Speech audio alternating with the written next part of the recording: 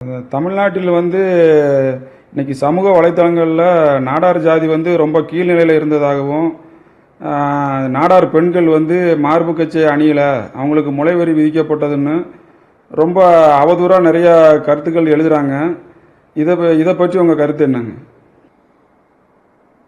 இது முழுக்க முழுக்க வரலாற்றை சரியாக, அதாவது சமூக வரலாறு அப்படின்னு தமிழ்நாட்டினுடைய சமூக வரலாறை சரியான முறையில் படிக்காமல், இல்லை படிச்சுட்டு எல்லாம் தெரிஞ்சு அவதூறாக ரொம்ப துவேஷமாக கருத்துக்களை சொல்லணும்னு சில பேர் சொல்லிக்கிட்டு இருக்காங்க.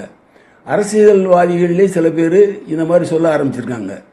இது முதல்ல அவங்க தெரிஞ்சுக்க வேண்டிய என்னன்னா, இந்த மார்புக்கு மேலே, அதாவது தோல் சீலை அணிகிற போராட்டம் எங்கே நடந்ததுன்னு சொன்னால், திருவாங்கூர் பகுதி, திருவாங்கூருடைய தென் பகுதின்னு அழைக்கப்படும் இன்றைக்கு இருக்கிற நாஞ்சில் பகுதியில் மட்டும்தான் அந்த போராட்டம் நடந்தது.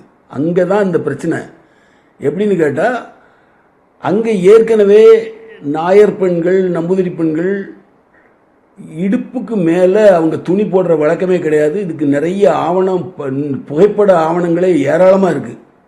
எட்கர் தர்ஷனே அதை நிறைய, அதாவது caste and tribes of southern India, ethnography of southern India அப்படிங்கிற நூலில் அவரே நிறைய குறிப்புகளை இதில் சொல்கிறாரு. நிறைய வரலாறு இருக்குது. அவங்க இடுப்புக்கு மேலே துணியை போடலை.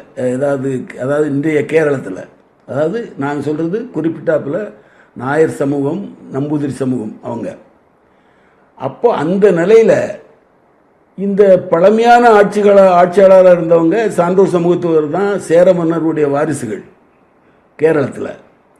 இவங்களுடைய நிலைமை அரசு உரிமையை இழந்து சேரர் ஆட்சியெல்லாம் வீழ்ச்சி விட்ட பிறகு இவங்க இந்த நாயர் நம்பூதிரியுடைய எழுச்சி ஏற்பட்டு, இந்த பெண்கள் ஏற்கனவே நல்லா சேலையெல்லாம் கொடுத்து அணியதை பார்த்து அவங்களுக்கு ஒரு பொறாமை உண்டாகுது. இயற்கையாகவே எப்படி வருதுன்னா, நம்ம ஆட்சியாளர் அன்னைக்கு இருக்கோம், நம்மளால் கூட இந்த துணி மேலே போட முடியல, இவங்க இவ்வளவு தூரம் போட்டுக்கிட்டு இருக்காங்களே அப்படின்னு சொல்லி போட்டுக்கிட்டு இருந்தவங்கள போடக்கூடாதுன்னு சட்டம் கொண்டு வர்றான்.